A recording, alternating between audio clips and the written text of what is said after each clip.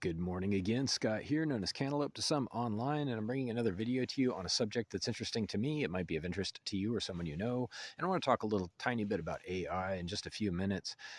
AI, a lot of people have seen it now. They've played with it and talked to it and made pictures maybe or videos, but there's a few things that you should probably know, and they have become apparent to me, such as this AI is all either directly made by the government or is completely reviewed and green lighted by the government.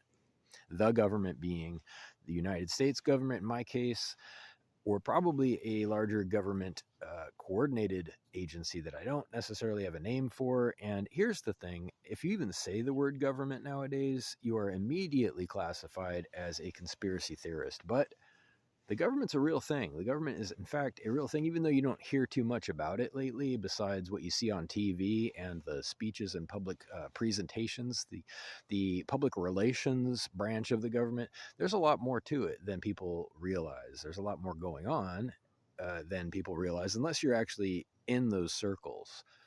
And I have evidence. So here's the thing, I do have evidence in this case. If you ask any AI, any public facing cloud based AI, such as Claude or Chat GPT or Gemini, and I hate to mention all these, but it's going to get my video flagged, isn't it? But if you ask any of these about public land, for example, just one example, who owns public land?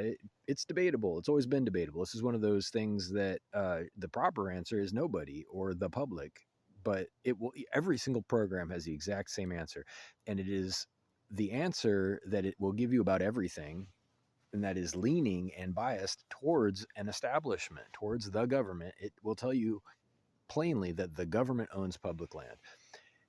And here's the problem. The problem is that when the government is ramming AI down our throats, which is what it looks like to me at this point, all of these apps and websites and search engines that now forcibly include AI as a feature. It's not a feature if you can't turn it off.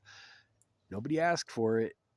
Who's asking for this stuff? Okay, I see a lot of commercials with people asking in the commercials, but who outside of commercials is saying that they really want this stuff?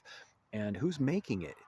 Okay, I mean, I get that there's OpenAI. I get that there are companies, but they are overseen, they are managed and regulated. And it is plain because all of these public facing AIs, again, are saying the same things. What are the odds? What are the odds that they would all say the exact same thing? It's not true. It's debatable. And the correct answer for many questions is I don't know. AIs don't like to say I don't know. They'll give you some voluminous bullshit answer, if you pardon my expression, instead of saying it, instead of admitting that there is ambiguity. They will err on the side of, ask your local authority or make sure that you stay out of trouble. Well, there you have it. Make sure you stay out of trouble. Give us your complaints. Give us, the AIs, your complaints. To protest to us, we'll make you feel better. You'll feel like you did something. You'll feel like you got the information, and the policies will help you understand the rules a little bit better. But, if you need to escalate, there's no avenue. There's no avenue for appeal. There's nothing except, a circle. It goes in a circle. So you can talk to the AI and you can get answers that are pro-government, pro-establishment, and a reminder of the risks of disobeying. That's really what it comes down to. It's about control and obedience, and yet one more way to put down protests. Here's a fake person. Here's a fake employee that never gets tired, and it does exactly what we want. It says exactly what we want. It's hard-coded with training data that we fed it as a government, and you're going to hear only what we want you to hear. And we're going to put it in everything, because it does what we want. And it's free for us.